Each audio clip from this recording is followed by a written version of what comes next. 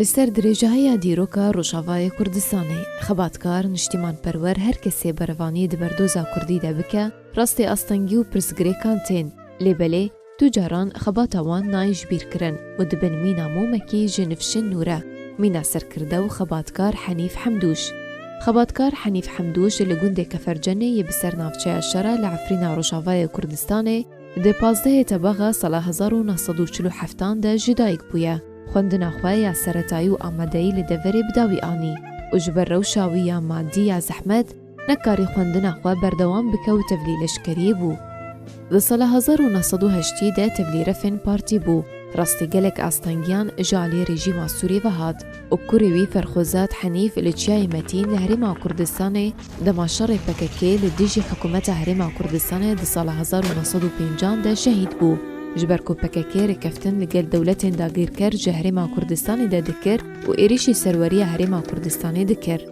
Di sala 1992 de xaneşîn bû û vegera li ser zêdê xwe li gundeke fercenê û çalakiyên xwe yên siyasî berdewam kir. سرکرده حنیف حمدوش ji ber xebata wî di berdoza Kurdî de ne bi tenê jalê rejîma Sûrî ve rastî astangiyan dihat. Lêbelê, serkirdeyên PKK her dem gefa terorkirinê lê dixwarin ji ber ku kesekî wêrek bû û ji miletê xwe hez dikir û berevanî di ber mafê gelê Kurd de dikir. Niştîmanperwer Henîf Hemdûş di navrefên partî de kar kir û pile pile bilind bû ta ku bû endamê Komîta Navendî ya Partiya Demokrata Kurdistan Sûriye. Her dem mala wî ji bo civînên partî vekirî bû û beşdarî di kongirên partî de dikir ya herî dawî jî kongira sala 1998 de. Her wiha yek ji rûspiyên deverê bû û karî bû bi sedan ji doz û nakokiyên civakî li deverê çareser bike.